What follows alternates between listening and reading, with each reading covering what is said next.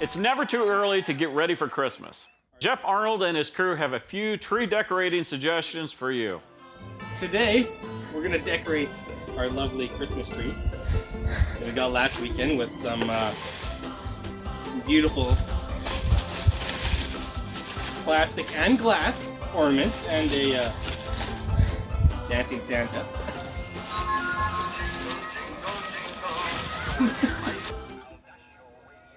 Honestly, if I lived in Canada, I'd probably do the same thing. You gotta give it to these guys. Throwing stuff in a combine shredder is irresponsible, careless, dangerous, and I really wish I would have thought of it first. There's part of Santa. We're gonna put that on here. Yes, beautiful. And it looks like maybe both his feet or hands. Wonder if that Massey Ferguson had an ornament setting in the book. Now they probably just Googled it like they Google everything. Darn kids these days. Is decorating a tree the only thing these crazy Canucks do with that old Massey? Nope. What are we doing? Sledding. It sounds so unexciting. We're sledding. Okay, that just looks fun.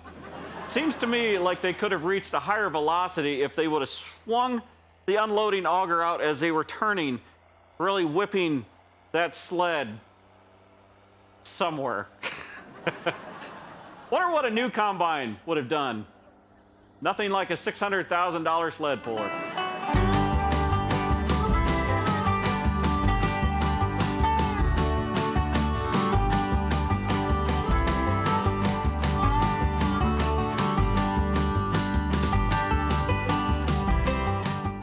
This next picture is from Kristy Weese. On the left is a farmer. We can tell because of the bibs and that award-winning smile. On the right, well, that's still up for debate. Kristy said the Clear Fork High School FFA kids created this farmer and his friend, but neglected to tell us what the friend is. Now, I think it's a cow. And the black and the white, obviously it's a cow, but my wife thinks it's a duck. It could be one of those Dachshunds, you know, the wiener dogs. But if you put that in proportion to the size of the farmer, that's one big wiener. Look, even the cat is scared of this abomination of nature. Now, I've raised hogs for the better part of my life, and I've never seen anything like this woolen beast. They should wait around to spring and shear it. Who doesn't want a pair of porcine wool mittens? One of the most iconic pictures in agriculture is of the two little boys asking each other, "You been farming long?" Well, apparently those two little boys are all grown up. They got an auger cart stuck. This is one of those Snapchat pictures from Corey Hilbo. This is what these kids do nowadays. They take pictures of us old guys and put it on our Snapchat and think we're never going to see it. This auger cart, however, is a little more than just stuck. In fact, I'm not sure what exactly happened here. This picture is from Kevin Toohill of Illinois. I'm assuming he broke the wheel, but somehow the auger is still straight up. I would say you put that thing in full idle and hit the PTO. It'll unload into something. This just confirms what we have always known on this show, always and forever. It's the cart driver's fault. Ah, the gravity wagon, the workhorse of rural America. Nothing better than hooking 4 of these bad boys together and hauling corn to town.